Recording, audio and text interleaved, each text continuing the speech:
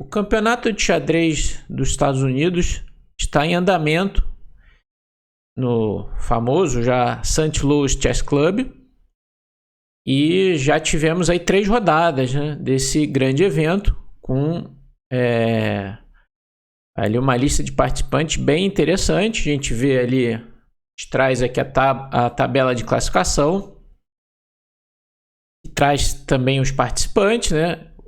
O atual líder é o Mishra, o grande mestre mais novo de todos os tempos. Lembrando que ele foi o grande mestre aos 12 anos, 4 meses e 25 dias. Ele se tornou o grande mestre mais novo, superando o recorde do Karyakin.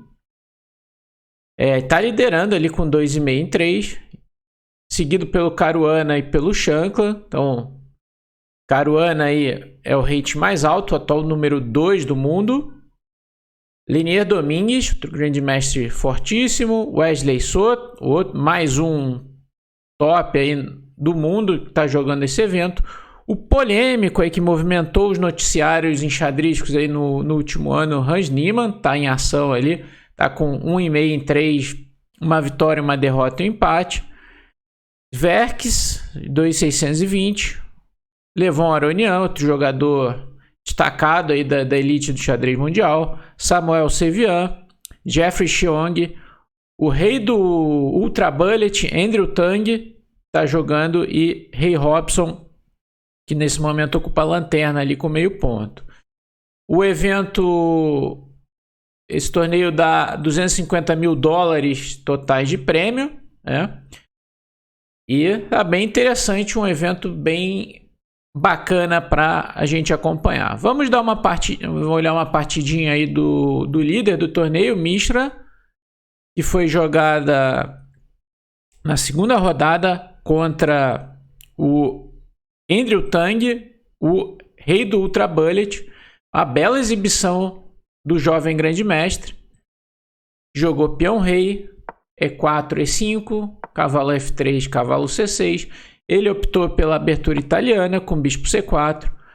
O Tang jogou cavalo F6, convidando para o ataque Fegatelo, ou na verdade a defesa dos dois cavalos, cavalo G5 com ataque em F7.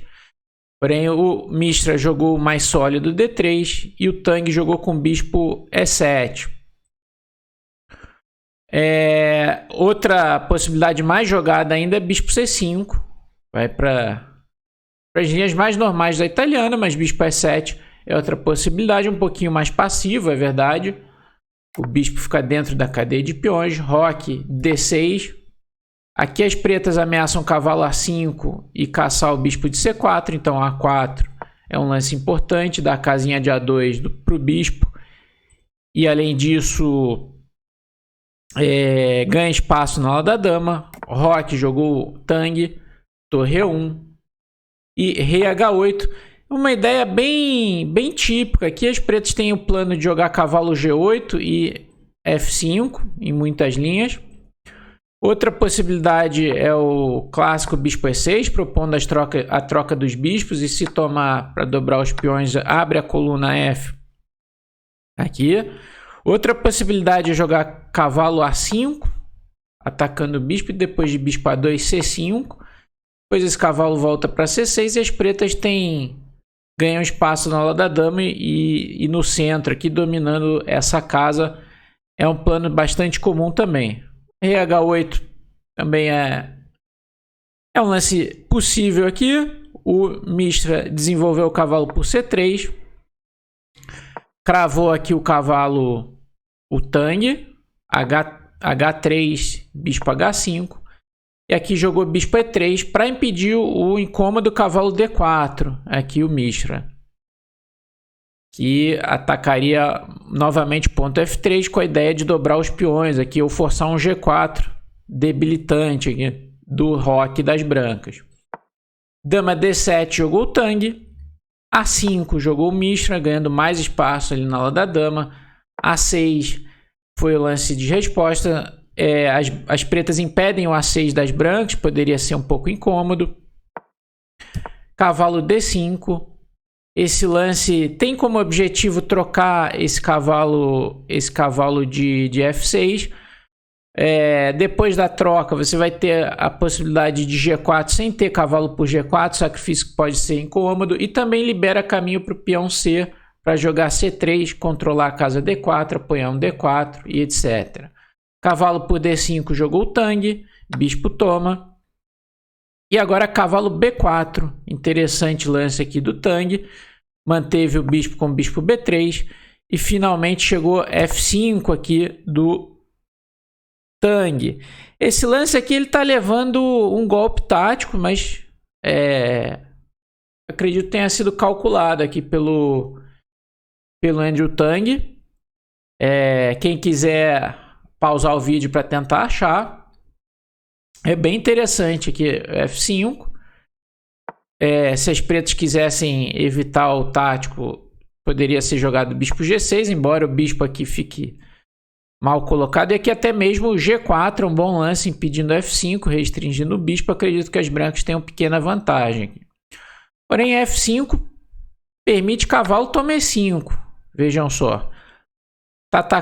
Se tomar a dama, toma a dama lá em D7. Se tomar o cavalo, toma o bispo em H5, nos dois casos ganhando um peão. Portanto, tem que jogar dama E8, defendendo o bispo e atacando o cavalo e a dama. Agora tem que jogar cavalo F3 e o que o Tang tinha pensado? F toma E4, abrindo caminho para a torre, depois de D toma E4, bispo toma F3, para enfraquecer o roque aqui das brancas. Outra possibilidade interessante seria o sacrifício de qualidade em F3. Ao invés de você tomar de bispo, tomar de torre. G toma F3 e dama D7. Essa posição, embora seja melhor para as brancas, aí, segundo os computadores, na prática não é tão fácil de jogar de brancas. Aqui dama D7 ameaça em H3. E a ideia é jogar torre F8, trazer todas as peças aqui para lá do rei e criar um jogo nesse flanco contra o rei branco enfraquecido. Porém, bispo toma também é bem lógico. G toma F3, dama H5 jogou o Tang, rei G2 defende os dois pontos aqui. E bispo G5 buscando trocar os bispos de casa preta, que seria muito ruim bispo toma G5. Porque dama toma G5, agora a casa F4 fica fraca e o rei branco fica ainda mais enfraquecido. Isso aqui não vai acabar bem para as brancas. Porém, aqui o Mistra jogou um lance muito bom, devolvendo um peão, mas forçando a troca das damas. Vai para um final melhor, que foi F4. Excelente lance aqui do jovem grande mestre. Dama por D1. Torre de A por D1. Essa exclamação foi exagero. Aqui é um lance forçado, porque está atacando o bispo e a dama. Dama toma D1. Torre de A toma D1. Bispo toma F4. E aqui eu achei um lance muito fino aqui do Mishra. Difícil, tá? Bispo A4.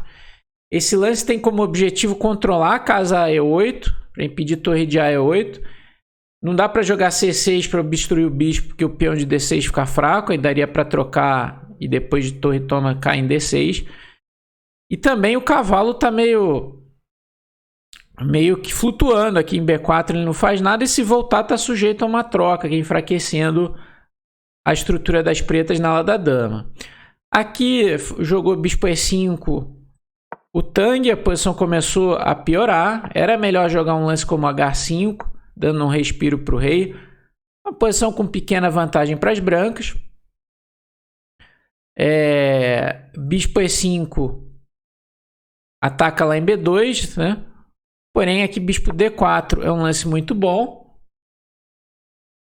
E se tomar em D4, agora torre toma, o cavalo teria que voltar para C6, bispo toma C6, B toma C6, e um lance como B4, que com a ideia de torre C4 ou torre E3 e torre C3 para atacar esses peões fracos, as brancas têm grande vantagem nesse final aí, duas torres para cada lado. Portanto, esse lance foi muito bom. E aqui o Tang cometeu o erro decisivo, que foi torre de A, D8. Era necessário voltar o bicho para F4, um lance que não é fácil fazer, embora as brancas tenham a vantagem aqui depois de E5, abrindo linhas para as duas torres. Mas aqui ainda é possível resistir um pouco com as pretas, por exemplo, com um lance como torre F5. E se E6, traz o cavalo aqui para C6. Se bispo toma, peão toma, pelo menos a gente consegue jogar torre E8 e parar esse peão. Depois de torre A, D8 aqui, o Mistra jogou torre E3, que é um bom lance aqui, ativando a torre pela terceira fila. Ele ainda tinha uma continuação ainda mais forte, que era trocar em... Perdão, depois de torre A, D8, ele ainda tinha uma continuação mais forte que o torre E3, que era bispo toma E5, D toma E5 e F4. Esse lance é sensacional. Não dá para tomar com a torre por causa de torre toma e mate lá na última fila. E se tomar de peão E5 e o bispo está apoiando lá na casa de promoção, a torre de E1 apoia. Ainda tem que resolver o problema da última fila, que as brancas devem vencer. Porém, o que ele jogou após torre A, D8, torre E3 também parece bem convincente.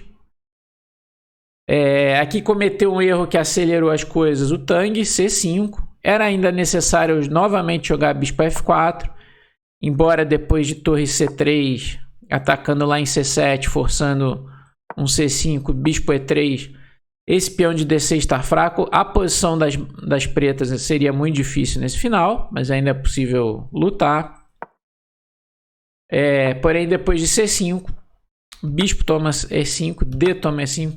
Aqui o Mistra achou um belo lance, aproveitando a fraqueza da última fila ali das pretas, torre F3. E agora ele está garantindo que vai invadir por uma das duas colunas, né? A coluna F ou a coluna D. Não dá para tomar nenhuma das torres por causa do mate da última fila. Se tomar uma torre, as brancas tomam a outra com mate. Jogou um lance triste aqui, torre G8, o Tang. Se ele jogasse rei G8 para trazer o rei, não resolveria muito. Daria para trocar as torres, por exemplo, torre toma e torre D7, com vantagem decisiva no final. Não tem torre F7 e bispo B3 crava a torre na diagonal. Então, depois de torre G8 do Andrew Tang, ele agora trocou, torre toma, e jogou torre F5, ainda mais forte torre F7, que torre F7 está caindo o peão de E5 sem defesa. G6 deu um respiro aqui o Tang, torre toma E5. Outro lance triste, torre C8, passivo para defender o peão. Agora a torre foi para a sétima. Depois de cavalo C6, bispo toma C6, tomou de B. Se tomar de torre, cai o segundo peão, torre toma B7, seguido de torre B6, por exemplo, e as brancas vencem. B por C6, torre A7, torre B8, atacando em B2, simplesmente B3, e aqui o Tang abandonou, vai cair pelo menos mais um peão aqui, o final está totalmente perdido. A grande vitória aí do jovem Mistra, altíssima precisão nessa partida, 98.8 contra 91.7 do Tang, né? E ele é o líder de momento aí do campeonato dos Estados Unidos. Vamos acompanhar esse torneio muito interessante, com personagens interessantes também. E fique ligado aí nos nossos vídeos, no nosso canal. Deixa o like, se inscreva no canal, é muito importante pra gente. E é isso então. Valeu e até a próxima.